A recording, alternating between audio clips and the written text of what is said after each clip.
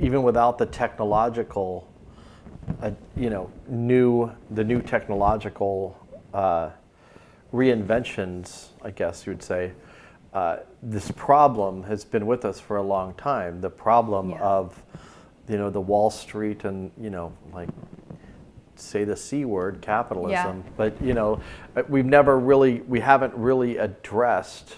I mean, a lot of people still believe that whole adage. Oh, it's not a perfect system. It's got flaws, but it's still the best system we've ever created. That people still believe that. They still think that there's. I think a lot more people are questioning it. That's true.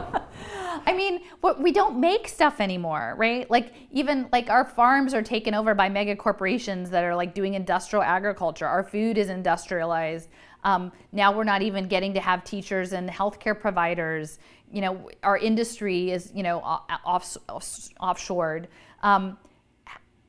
How do we get back to having like a real life and having some control over that? Because we're living in a debt finance matrix. And we're servants to that. So I don't know if it's worth going into, but we were talking about this is probably even outside of your study, but about the RNA, the vaccine. Well, I mean, I think that's the question, because I think people think vaccine and they're like, oh, that's the vaccine I got when I was a kid. But no, the mRNA vaccine platforms that are being advanced, many of them advanced through Bill Gates. And Gavi, his vaccination program, they're synthetic biology. They're bioengineering. There's one thing to have precision medicine for people who have a serious medical condition for which that is really the optimal tool, right? Like you have an inoperable tumor or something. Like I'm not saying that doesn't have its place and that there are not interesting elements to that.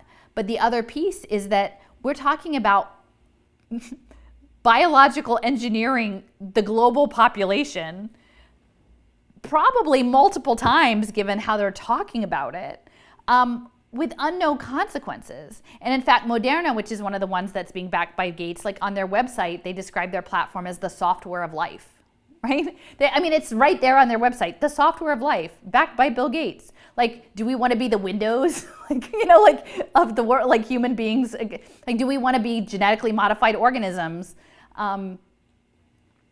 And we should have a right to decline that level of intervention. I mean, the other thing that's interesting about Gates and bioengineering is that it has very close collaboration with the University of Washington, in Seattle.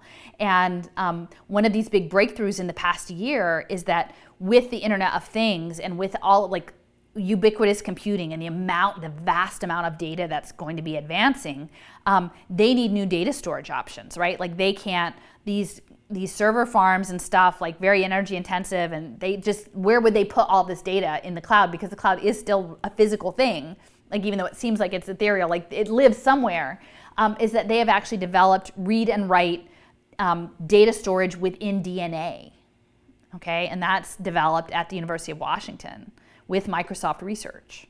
So, now we've got these questions like, okay, like there's potential for storing, what are we storing in DNA? Like, are we injecting these DNA systems in our body? Like, what are the long-term implications of all of this? There should be way more bioethical discussions about what this means, like beyond even just like profit over vaccines or, It's really incredible. I would think probably most people out there have no idea that they're doing DNA data storage, right? Like that's just not even anything people normally talk about. Did you read any of that stuff I sent you about smart dust?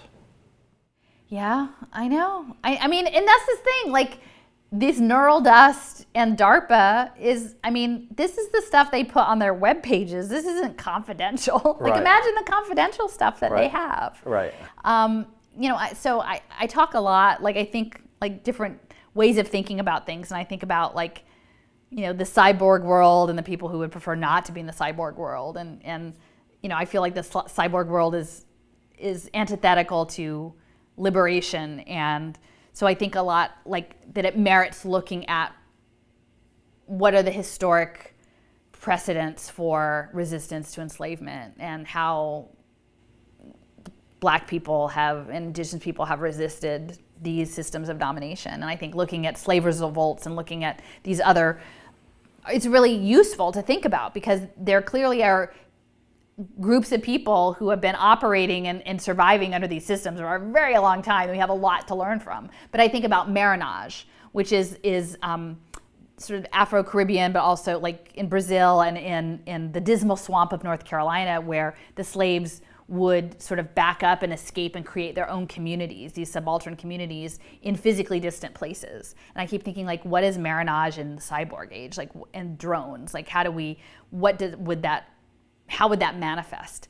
But that is just your physical nature. Like, I'm almost thinking, like, are we in a position that we would have to consider, like, mental marronage, like where we actually somehow have escapism to control our own thoughts and mental processes, if we're in a position where through nanotechnology, our neural links or things that our consciousness can be changed in ways that we may not even be aware of, like in terms of personal autonomy at the cellular level, at your bodily level, but also in your mental level. It's a lot to think about. Right. Mental slavery. Tinfoil hats. No.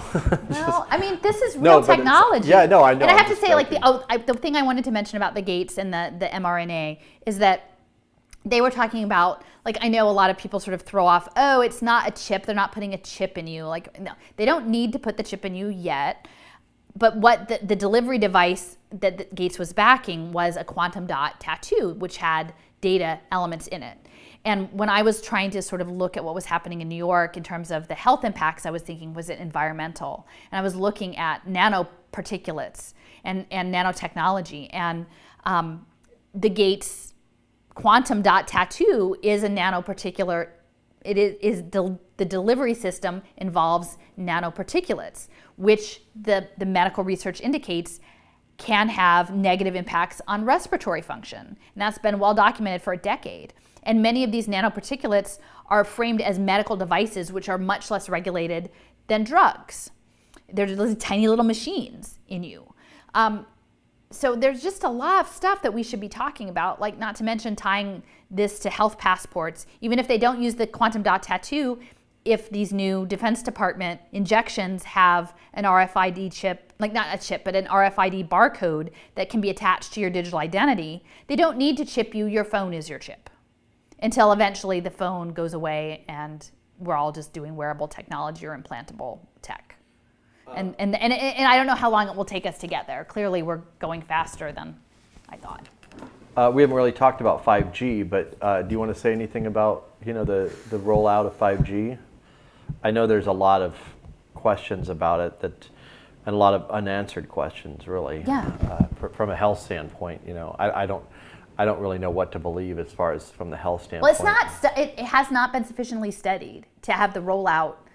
So what people need to know about 5G is that these small cell installations have a very limited reach. So there have to be many, many more of them, like every 1,000 feet or something. So there's way more small cell installations that are needed for 5G. And they don't even do well off trees. Like some places are like, oh, we should just cut down all our trees and have metal trees that accommodate the 5G. I mean, it's incredibly anti-life. I mean, and so these local governments have no say in how these small cells are installed or what happens to them. So even from a local government standpoint, even Seattle government pushed back about this and tried to sue them because the FCC said, no, you have no say in any of this 5G installation.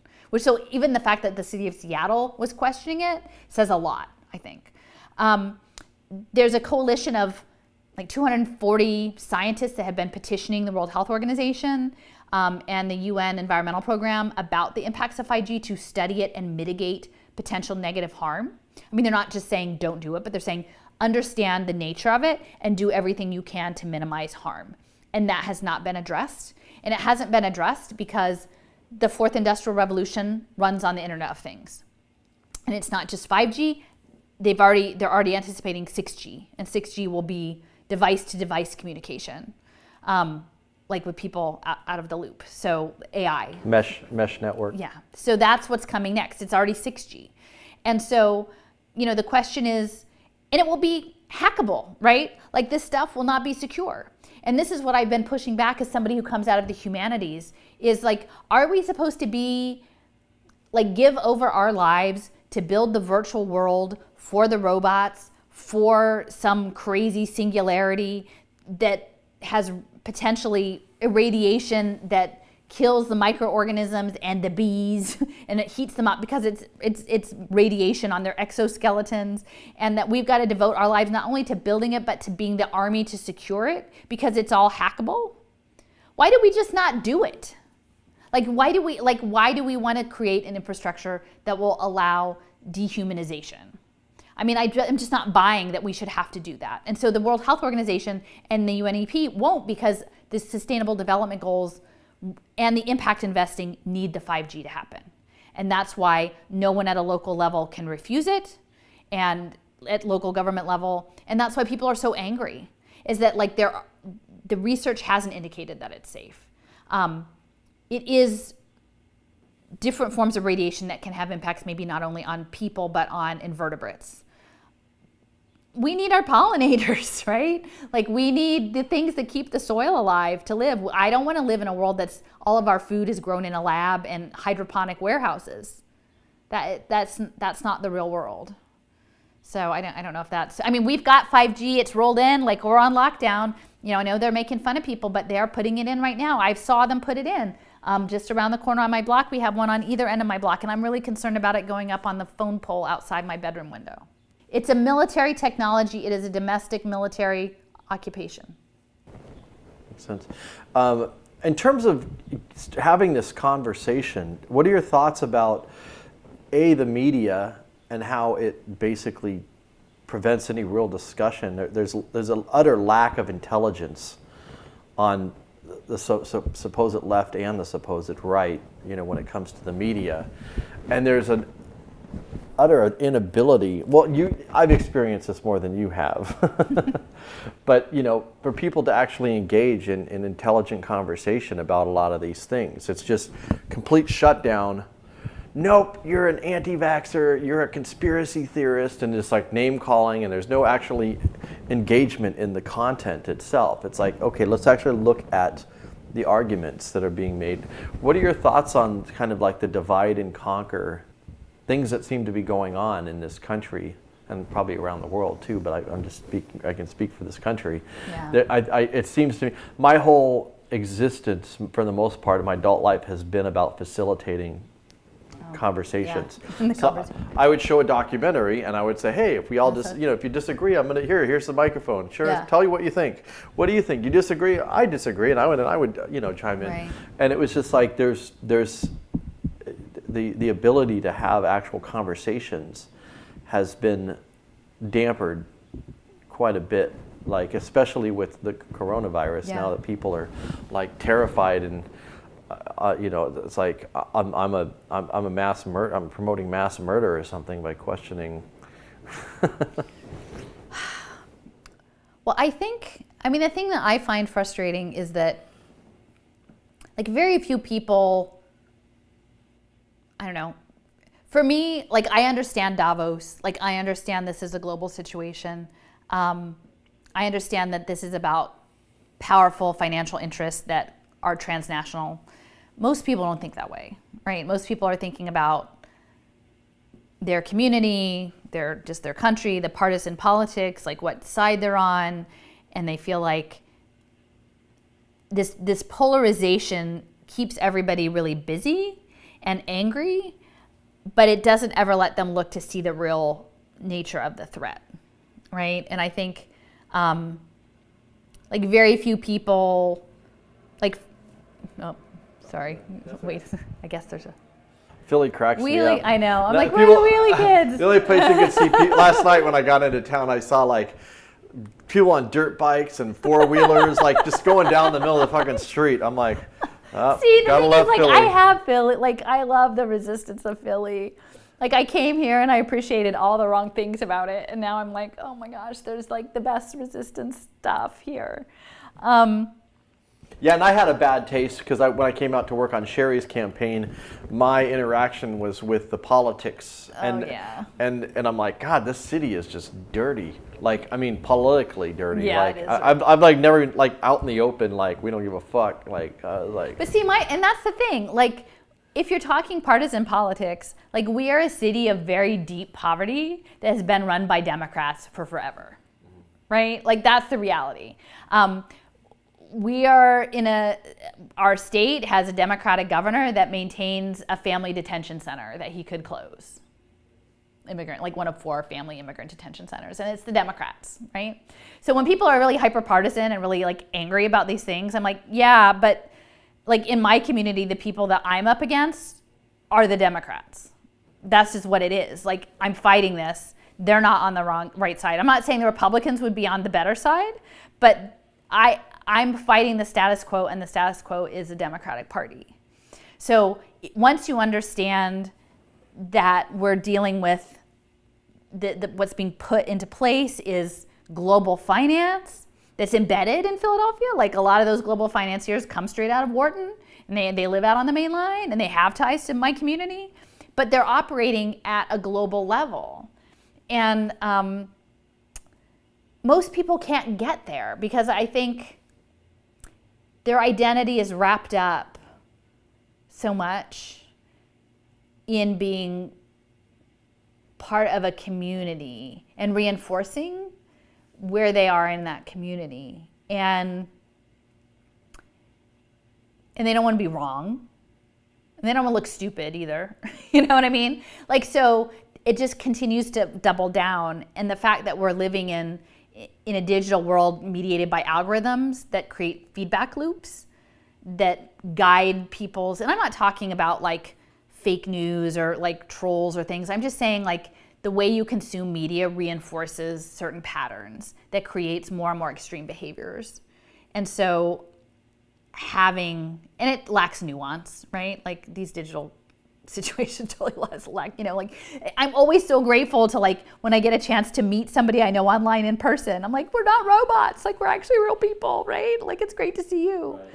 So it's not conducive to dialogue because the media, as the role of the media, both the mainstream media, the social media, even the alternative media, is to have people not look at the thing.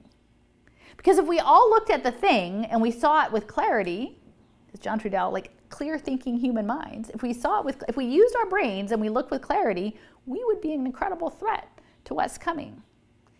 And so we're in the process of being managed through these platforms, largely. Yeah. Do you want to say anything more about the fear and the COVID? Because I just think that's really relevant in terms of being an obstacle to getting people to look at some of these other things.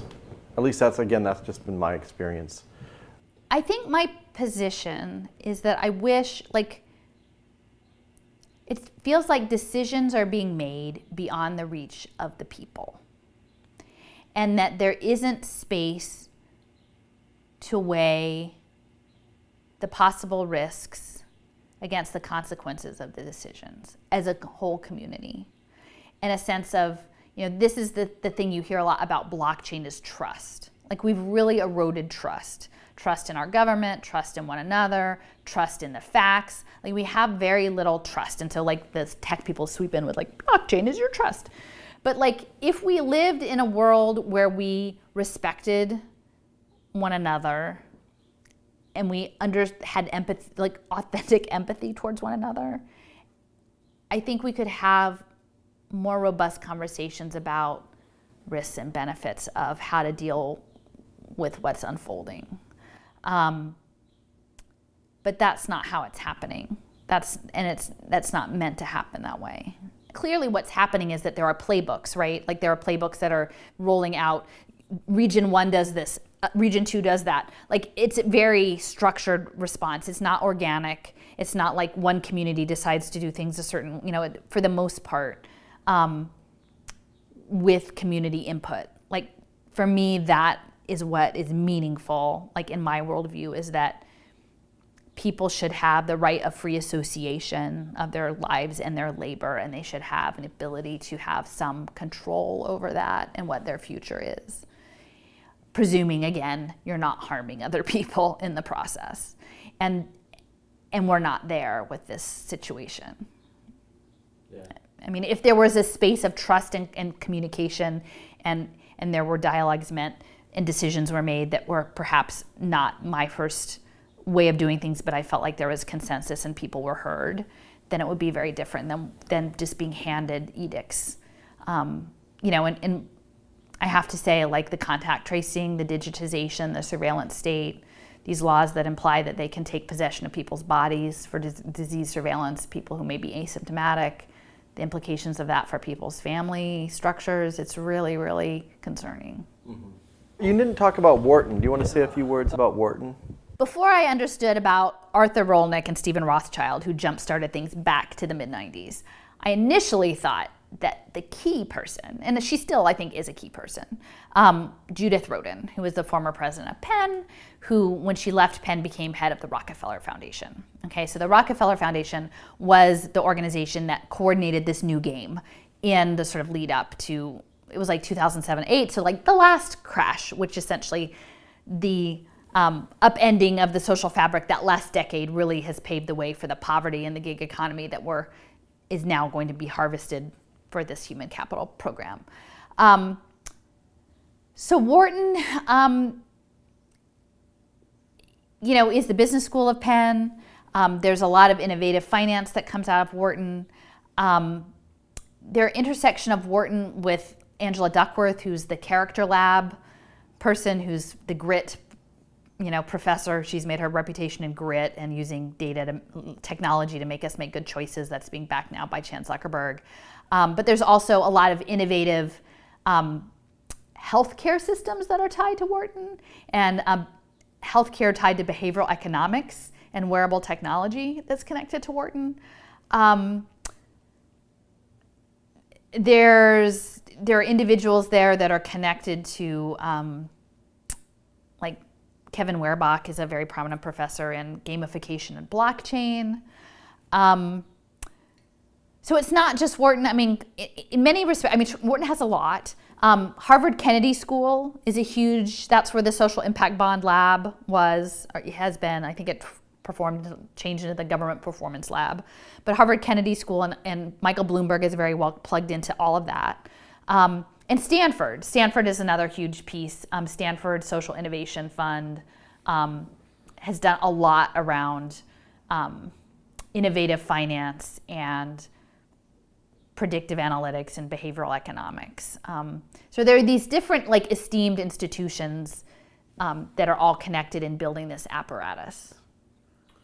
I will also say, I forgot, so I had mentioned earlier about the MacArthur Foundation and this grant, this $100 million and change grant that went to the AI tablets for the Syrian refugees. That competition, there were several hundred people that made it to the final round. Those who didn't get the $100 million were sort of swooshed over to a program that's based at Penn called the Center for High Impact Philanthropy. So now they have a database of all of these vetted programs, evidence-based programs that impact investors can come in. So the other piece about Penn is that the School of Social Sciences and this high impact philanthropy is also operating some of the apparatus of this, hosting these, here's our Rolodex of, wonderful impact opportunities. So a lot of the modeling for the learning ecosystem has been advanced through white papers through an organization called KnowledgeWorks. KnowledgeWorks is backed by the Gates Foundation. It's based in Cincinnati, and that is important because Procter & Gamble was actually in on the ground floor of a lot of this, and Procter & Gamble was the home of the early development of the Internet of Things.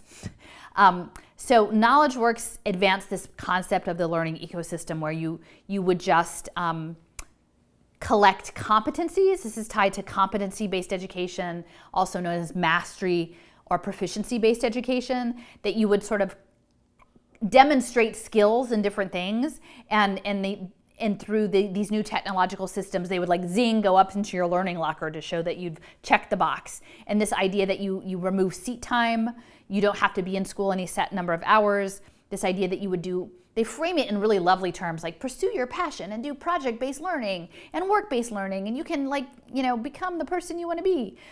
Like that's presuming a 14-year-old actually knows what their life trajectory is going to be in the world of the robots.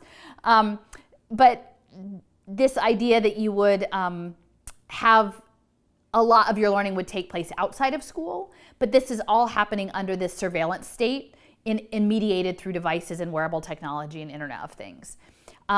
It would function with these blockchain education vouchers, which were being set up with debit cards, these education savings accounts that have been popping up all over the country. I think the intention is that you have a blockchain identity, you get an education voucher and you spend it, and you do various things either through online systems or checking in at community-based centers and demonstrate things. And these smart contracts will upload your skill points, into your learning locker for future human resources.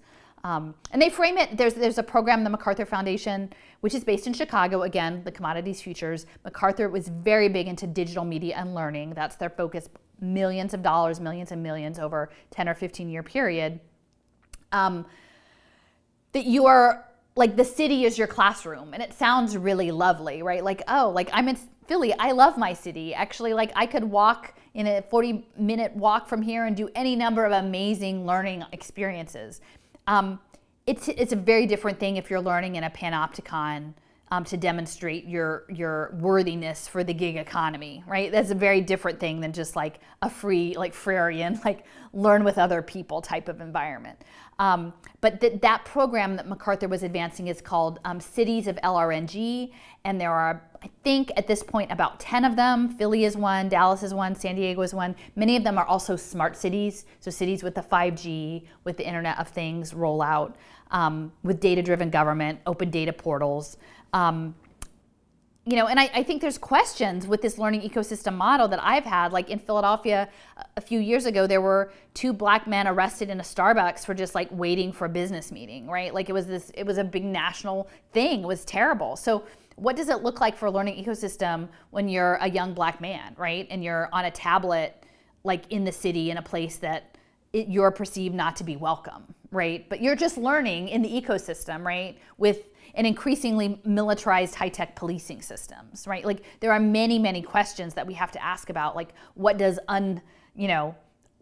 removal of seat time and just throwing people out into the whims of, structural racism in an urban environment of that we're existing in now, what does that mean? What are the implications? Because I think it's not, and when you have blockchain and you're coding good choices and bad choices and weighting them and tracking people's possible mental health through their interactions with digital technology and profiling them that way for human capital and Goldman Sachs and the Federal Reserve. Like they're huge, huge questions. So this idea of a learning ecosystem, of collecting skill points in an urban environment, if you're a person for whom that urban environment is not a comfortable place, through devices, being profiled, increasingly they're tracking affect through facial recognition through these devices and making presumptions about people. There's just a lot of ethical concerns about this model when you layer in like ongoing structural racism into the equation and what it means, who is preferenced in these situations. And I would say, having lived through navigating the Philadelphia public schools situation, for our family, I was privileged and it worked for us. We had a kid for whom it worked for them. We ended up in the places they claim to be the right places, whatever that means, right? Like we have one child for whom they did not have that many challenges to face. It's still exhausting to navigate this choice process. And even with all of the social capital that our family has. The idea of losing school as a physical place beyond a drop-in center and being a parent, maybe a single parent, maybe a parent for whom English isn't your first language, maybe you have multiple kids, maybe you have a child with complex learning needs, navigating It's not just navigating your child's elementary school, then trying to get a middle school maybe and a high school. Like that's hard enough. Imagine that learning in an ecosystem is for every kid putting together 20 different badging opportunities and navigating transportation and navigating like the blockchain payment systems for that, times multiple kids, some of whom have special needs. Like, what does that actually look like? I don't think we're prepared before we roll out this ecosystem thing, because the MacArthur Foundation and the impact investors say that they want the human capital data analytics. We need to talk about it. And it could be that some people, like, I'm wrong, and some people find it amazingly liberatory to live on the blockchain and navigate these things, and they think that it's not that some people get shunted at young ages into like dead-end tracks. But I have a lot of questions about that. So I think it should be a very robust public discussion and something that isn't predetermined by this lockdown, online education, crappy stuff that we're coming to. So it seems like that, it's like this is kind of a top-down command and control dictation of how things should be, education and many other fields. I don't know if you've ever read Paulo Freire's Pedagogy of the Oppressed, but that idea, I think, is appealing to a lot of people, of a relationship. It's more about, it's not like a teacher-student relationship, but it's more of a teacher-student, student-teacher. Like they're kind of interchangeable, and there's more of a respectful relationship there, as opposed to more of an authoritarian, because it's like we're talking about an authoritarian model of these are the dictates, they were created somewhere else, and now you go. Right. What are your thoughts on that? Like in terms of how this literally this changes our relationships with one another and with with authority. Well, see, so it's interesting because the framing of the people who are advancing this model, like they frame it as student-centered. Like it's framed in very progressive language, which essentially means the student is the commodity.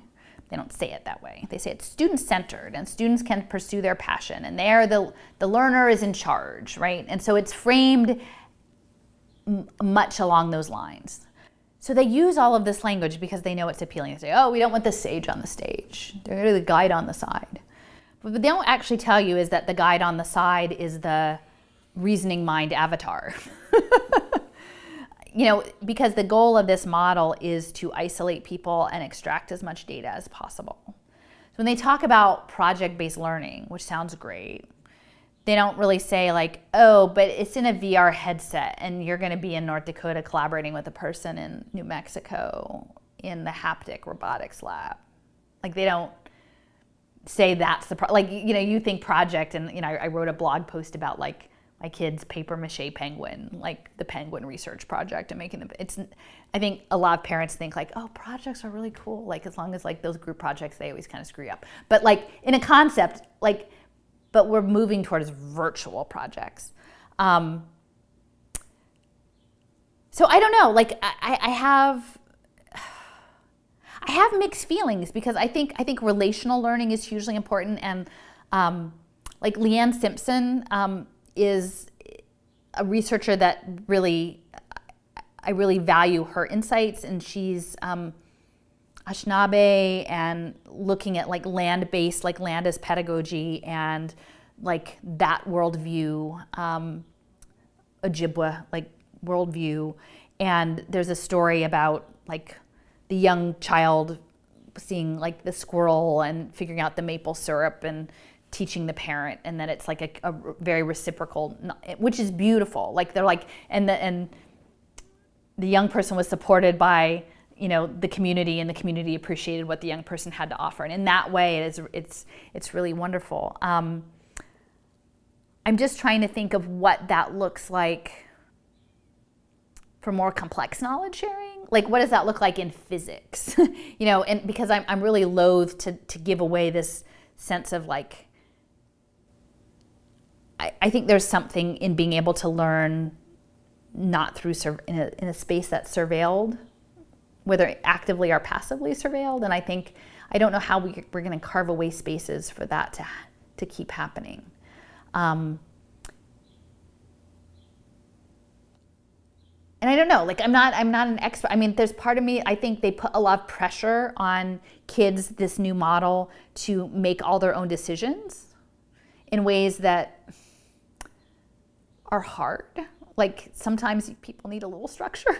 Like just throwing everything open and being like, just you be the decider and you're 7 years old. Like there is a certain thing like we've seen in the education space where they're like, just do whatever you want. And like kids are not necessarily gonna, I don't know, like from a Freirean standpoint, like we're not in a society that we're like, maybe unschool, like maybe in that setting it works, but like all that I have seen when I was working in education was that people actually did appreciate having some guidance. Like not necessarily authoritarian guidance, but someone like mediating that relationship. So it feels like there must be kind of some sweet spot. But at the same time, I'm not about hierarchy and like that you need to be credentialed to have knowledge, because clearly there are many people who have like knowledge to share that haven't gone through non-traditional channels. One, having it be human-centered rather than institutionally centered, I think is relational. a huge difference. Like having a person who's flawed and may fuck up is less.